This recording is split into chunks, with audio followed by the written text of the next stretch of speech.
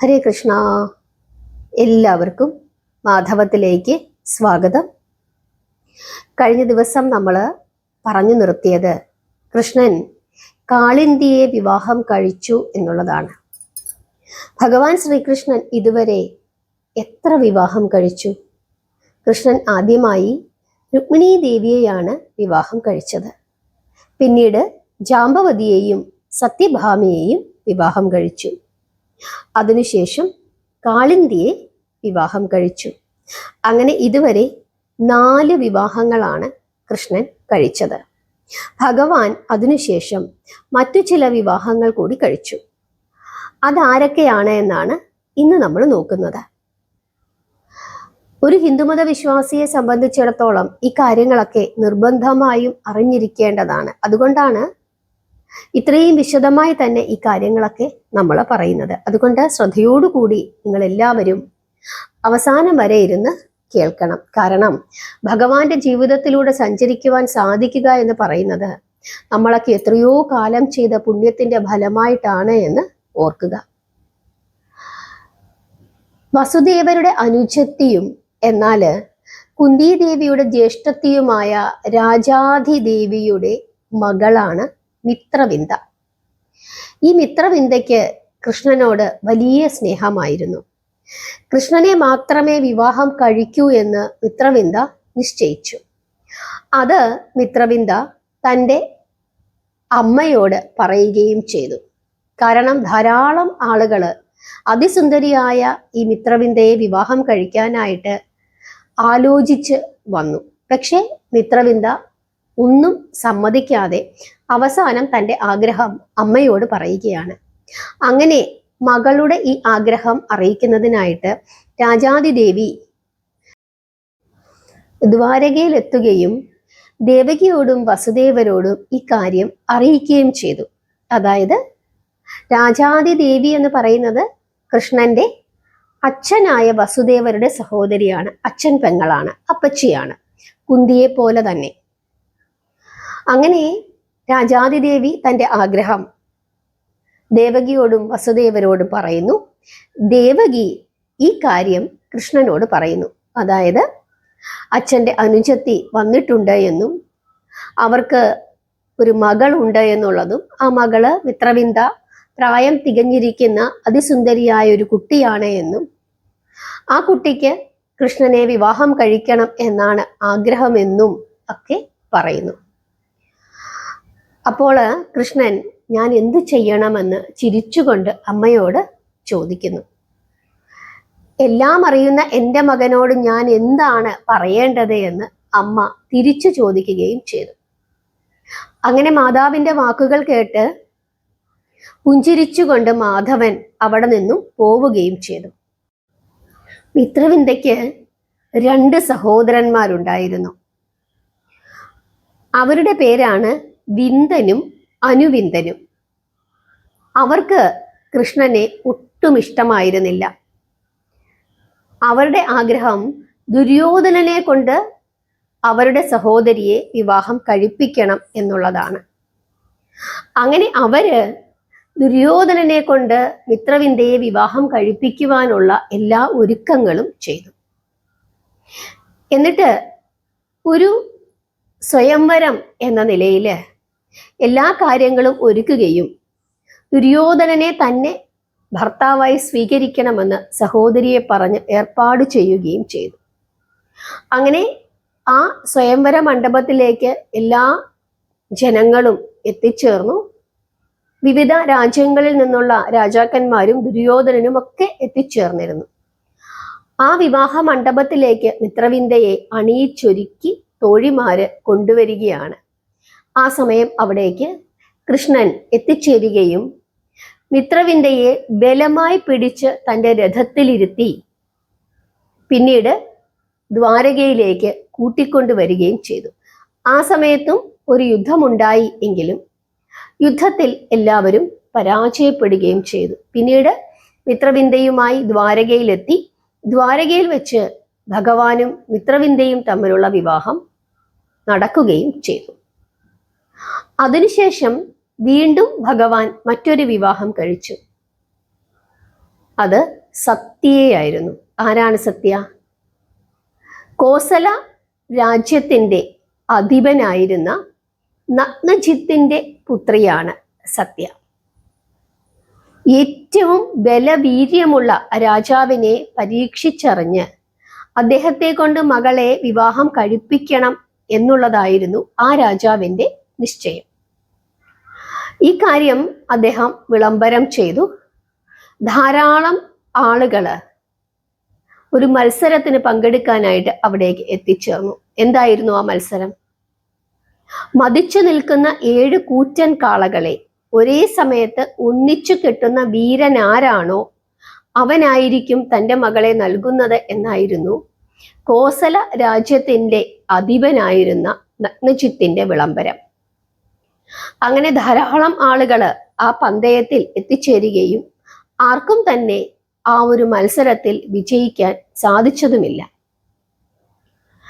അപ്പോൾ എല്ലാവരും പരസ്പരം പറയുകയാണ്, ഇങ്ങനെയൊരു പരീക്ഷണമുണ്ടോ? ഇക്കണക്കിന് ഇവിടുത്തെ രാജകുമാരി മൂത്തു നരച്ച് ഇരിക്കുകയുള്ളൂ, ആരെക്കൊണ്ടും ഇങ്ങനെയൊരു പരീക്ഷണം ചെയ്യാൻ സാധിക്കുകയില്ല എന്ന് എല്ലാവരും ഇങ്ങനെ പരസ്പരം പറഞ്ഞു. ഇക്കാര്യം ആരറിയുന്നു? കൃഷ്ണൻ അറിയുന്നു. അങ്ങനെ കൃഷ്ണൻ ഈ പന്തയത്തിൽ പങ്കെടുക്കുന്നു. ആ പന്തയത്തിൽ പങ്കെടുക്കുകയും അർജുനനുമായിട്ടാണ് പോകുന്നത്. അങ്ങനെ ആ പന്തയത്തിൽ പങ്കെടുക്കുകയും ആ പന്തയത്തിൽ കൃഷ്ണൻ ജയിക്കുകയും അങ്ങനെ സത്യയെ വിവാഹം കഴിക്കുകയും ചെയ്തു. അതിനുശേഷം 7ാമതായിട്ട് കൃഷ്ണൻ മറ്റൊരു വിവാഹം കഴിച്ചു. അത് തൻ്റെ പിതാവിൻ്റെ സഹോദരിയായ ശ്രുതകീർത്തിയുടെ മകൾ ഭദ്രയെയാണ് 7ാമതായിട്ട് കൃഷ്ണൻ വിവാഹം കഴിച്ചത്. 8ാമതായി കൃഷ്ണൻ മറ്റൊരു വിവാഹം കഴിച്ചു.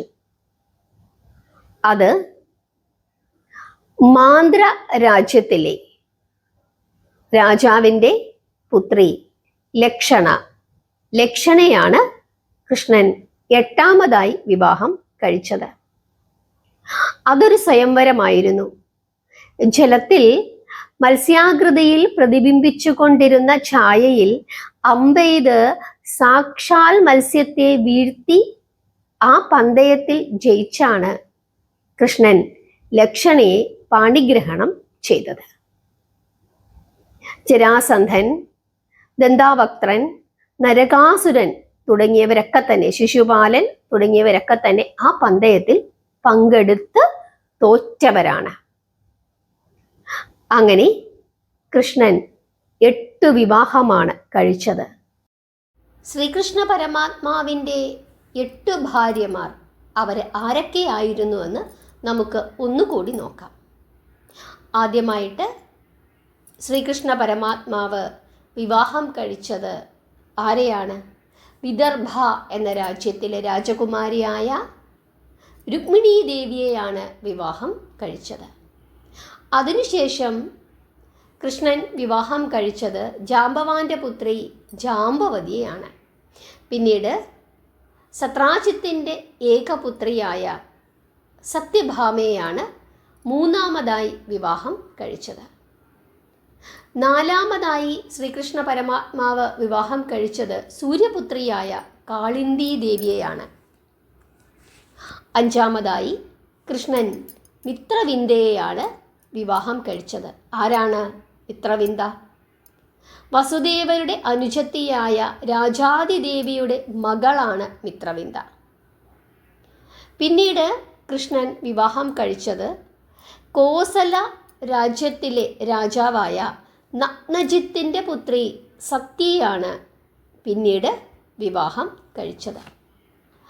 അതിനുശേഷം കൃഷ്ണൻ 7ാമതായി വിവാഹം കഴിച്ചത് വസുദേവരുടെ മറ്റൊരു സഹോദരിയായ ശ്രുതകീർത്തിയുടെ മകൾ ഭദ്രയെയാണ് വിവാഹം കഴിച്ചത്.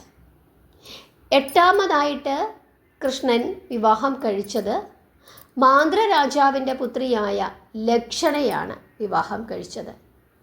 ലക്ഷണയെ വിവാഹം കഴിച്ചപ്പോൾ കൃഷ്ണന് എത്ര വയസ്സ് പ്രായമുണ്ടായിരുന്നു? കൃഷ്ണന് ഏകദേശം 35 വയസ്സായിരുന്നു ആ സമയത്തെ പ്രായം. ഇത്രയും കാര്യങ്ങൾ ഓരോരുത്തരും, ഓരോ കൃഷ്ണഭക്തരും, ഹിന്ദുമത വിശ്വാസികളും നിർബന്ധമായിട്ടും അറിഞ്ഞിരിക്കണം. ഭഗവാന്റെ 8 ഭാര്യമാർ ആരൊക്കെയായിരുന്നു എന്ന് ചോദിച്ചു കഴിഞ്ഞാൽ നമുക്കെല്ലാവർക്കും പറയാനായിട്ട് സാധിക്കണം. ഭഗവാൻ കംസന്റെ കാരാഗൃഹത്തിലാണ് ജനിച്ചത്. അതിനുശേഷം ഗോകുലത്തിൽ നന്ദഗോപരുടെയും യശോദാറാണിയുടെയും പുത്രനായി വളർന്നു. ബാല്യപ്രായത്തിൽ ധാരാളം കുസൃതികൾ കാണിച്ചു അല്ലേ? പ്രൗഢകളും ശ്രേഷ്ഠകളുമായ ഗോപസ്ത്രീകളും ഒരുമിച്ച് യമുനാതടത്തിൽ രാസക്രീഡ ആടി. തൻ്റെ ഓടക്കുഴൽ നാദം കൊണ്ട് വൃന്ദാവനത്തെ പുളകം കൊള്ളിച്ചു. ശിശുവായിരുന്നപ്പോൾ പോലും അസുര നിഗ്രഹമായിരുന്നു ഭഗവാന്റെ അവതാര ലക്ഷ്യം. ഗോവർദ്ധന പർവ്വതം ഒറ്റക്കയ്യാൽ കുടയായി പിടിച്ച് ദേവരാജാവായ ഇന്ദ്രൻ്റെ അഹങ്കാരം പോലും നശിപ്പിച്ചു. അതിനുശേഷം ഒട്ടും സ്നേഹമില്ലാത്തവൻ എന്ന് തോന്നിപ്പിക്കുന്ന രീതിയിൽ കൃഷ്ണൻ ഗോപസ്ത്രീകളെയും ഗോപന്മാരെയും നന്ദഗോപനെയും യശോദാറാണിയെയും വെടിഞ്ഞ് മധുരയിലേക്ക് താമസം മാറ്റി. അവിടെ വെച്ച് കംസനെ വധിച്ചു. കാരാഗൃഹത്തിൽ നിന്നും മാതാപിതാക്കളെ മോചിപ്പിച്ചു. പിന്നീട് വിദ്യാഭ്യാസ കാലഘട്ടം. അവിടെയും പല വിധത്തിലുള്ള ലീലകൾ. ഗുരുവിൻ്റെ പുത്രനെ വീണ്ടെടുത്തു കൊടുക്കുന്നു. പിന്നീട് ശത്രുവിനെ ഭയപ്പെട്ട് ഓടി ഒളിക്കുന്നു എന്ന നിലയിൽ മധുര ഉപേക്ഷിച്ചിട്ട് ദ്വാരക എന്ന നഗരം സ്ഥാപിക്കുകയും ആ നഗരത്തിൽ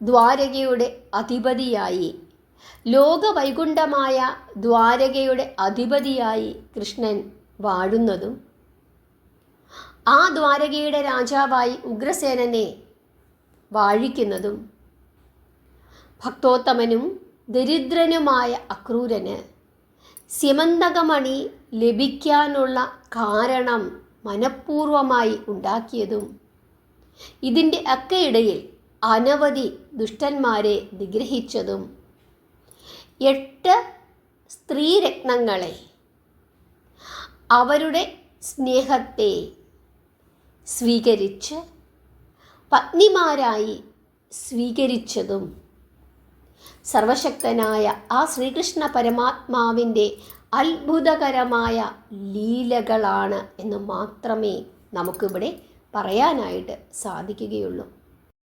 ഇതുവരെ കൃഷ്ണൻ എന്തൊക്കെ ലീലകളാടി. അരൂപിയായ ദൈവം സ്വരൂപിയായി പ്രവർത്തിക്കുന്ന അത്ഭുത കർമ്മങ്ങൾ, അതാണ് ശ്രീകൃഷ്ണ ഭഗവാന്റെ ഈ അത്ഭുത കഥകൾ. ഈ കഥകൾ ഓരോ മനുഷ്യരും, ഓരോ ഹൈന്ദവ വിശ്വാസിയും അറിഞ്ഞിരിക്കേണ്ടതാണ്. അതുകൊണ്ടാണ് വളരെ വിശദമായി തന്നെ ഓരോ ദിവസമായിട്ട് നമ്മൾ കഥകളിങ്ങനെ പറഞ്ഞുകൊണ്ടിരിക്കുന്നത്. എല്ലാ ദിവസവും നിങ്ങൾ ഭഗവാന്റെ കഥകൾ കേൾക്കണം. വൈശാഖം 2026 എന്ന ഒരു ഫോൾഡർ ഉണ്ടാക്കിയിട്ട് നമ്മൾ ഇതുവരെ പറഞ്ഞ ഭഗവാന്റെ കഥകളെല്ലാം ആ ഒരു ഫോൾഡറിൽ ഇട്ടിട്ടുണ്ട്. അല്ലെങ്കിൽ തന്നെ നമ്മുടെ ചാനലിൽ അത് കിടക്കുന്നുമുണ്ട്. അതുകൊണ്ട് തന്നെ നിങ്ങളെല്ലാവരും എല്ലാ ദിവസവും ഭഗവാന്റെ കഥകൾ കേൾക്കണം. കുട്ടികൾക്ക് പറഞ്ഞു കൊടുക്കണം, കുട്ടികൾക്ക് കേൾപ്പിച്ചു കൊടുക്കണം. ഭഗവാന്റെ കൂടെ സഞ്ചരിക്കണം. 2, 3, 4 തവണ ആവർത്തിച്ച് കേൾക്കുമ്പോൾ ഭഗവാന്റെ ജീവിതത്തിലൂടെ നിങ്ങൾക്ക് എല്ലാവർക്കും സഞ്ചരിക്കുവാനായിട്ട് സാധിക്കും. ഇപ്പോൾ നിങ്ങളുടെ മനസ്സിലേക്ക് വരേണ്ടുന്ന കാര്യം, ഭഗവാന് 35 വയസ്സ് പ്രായമായി. അതായത് കൃഷ്ണൻ മുതിർന്ന ഒരാളായി മാറിയിരിക്കുന്നു. ഇതുവരെ കൃഷ്ണൻ 8 വിവാഹം കഴിച്ചിരിക്കുന്നു. ആ 8 ഭാര്യമാരുടെ പേരുകളും നിങ്ങളുടെ മനസ്സിലേക്ക് നിങ്ങൾ കൊണ്ടുവരണം. 8 ഭാര്യമാരുടെ പേരുകൾ നിങ്ങൾ കമൻ്റായിട്ട് രേഖപ്പെടുത്തണം. രുക്മിണീ ദേവിയുടെ പുത്രനെ കാണാതായിരിക്കുന്നു എന്നുള്ള കാര്യവും നിങ്ങളുടെ മനസ്സിലേക്ക് നിങ്ങൾ കൊണ്ടുവരണം. ആവർത്തിച്ചാവർത്തിച്ച് കഥകൾ കേട്ടിട്ട് നിങ്ങളുടെ മനസ്സിൽ ഭഗവാന്റെ ആ തിരുരൂപം, അതായത് ബാല്യകാലം മുതൽ ഇപ്പോൾ ഭഗവാൻ കൈക്കൊണ്ടിരിക്കുന്ന ആ 35 വയസ്സ് പ്രായം, ആ പ്രായം നിങ്ങളുടെ മനസ്സിലേക്ക് നിങ്ങൾ കൊണ്ടുവരണം. മാധവത്തിൻ്റെ കൂടെ ആദ്യം മുതൽ ഇരുന്ന് കേട്ട ആളുകളെല്ലാവരും കംസന്റെ ഗൃഹത്തിൽ പിറന്നു വീണ ആ ശ്രീകൃഷ്ണ പരമാത്മാവിനെ കണ്ടതാണ്. അവിടെ നിന്നും ഇന്ന് 35 വയസ്സ് പ്രായമുള്ള ശ്രീകൃഷ്ണ ഭഗവാനിലേക്ക് ഭഗവാന്റെ ജീവിതം വളർന്നു. അതുവരെ നമ്മൾ സഞ്ചരിച്ചു, 8 വിവാഹം കഴിച്ചു. ഇനി ഏറ്റവും ശ്രേഷ്ഠമായ മറ്റൊരു കഥയാണ് നാളെ നമ്മൾ പറയാനായിട്ട് പോകുന്നത്. നരകാസുരവധമാണ്. നരകാസുരവധം എല്ലാ ദിവസവും കേട്ട് പ്രാർത്ഥിക്കണമെന്നാണ് പറയുന്നത്. അല്ലെങ്കിൽ മാസത്തിൽ 1 തവണയെങ്കിലും കേട്ട് പ്രാർത്ഥിക്കണം. അങ്ങനെ കേട്ട് പ്രാർത്ഥിച്ചു കഴിഞ്ഞാൽ എല്ലാ ദോഷങ്ങളും മാറി മോക്ഷം ലഭിക്കും എന്നാണ് വിശ്വാസം. കാരണം ഭാഗവതത്തിലെ ഏറ്റവും ശ്രേഷ്ഠമായ കഥകളിൽ മുൻപന്തിയിൽ നിൽക്കുന്ന ഒരു കഥയാണ് നരകാസുരവധം. എന്താണ് ഇതിന് ഇത്രയും പ്രത്യേകത എന്ന് ചോദിച്ചു കഴിഞ്ഞാൽ ഒരുപാട് പ്രത്യേകതകളുണ്ട്. ഭഗവാൻ ഒരുപാട് അസുരന്മാരെ നിഗ്രഹിച്ചിട്ടുണ്ട്, പക്ഷേ ഇതങ്ങനെയല്ല. അതുകൊണ്ട് തന്നെ എന്താണ് നരകാസുരവധത്തിൻ്റെ പ്രത്യേകത എന്നുള്ള കാര്യം അറിയാനായിട്ട് നിങ്ങൾ മാധവത്തിൻ്റെ കൂടെ ഉണ്ടാകണം. നാളെ നമുക്ക് ശ്രീകൃഷ്ണ പരമാത്മാവിൻ്റെ അനുഗ്രഹം ലഭിച്ചാൽ തീർച്ചയായിട്ടും നരകാസുരവധം പറയാം. പ്രാർത്ഥിക്കുക, ഭഗവാനെ സ്നേഹിക്കുക, നാമം ജപിക്കുക. എല്ലാവരെയും ഭഗവാൻ അനുഗ്രഹിക്കട്ടെ. ഹരേ കൃഷ്ണ.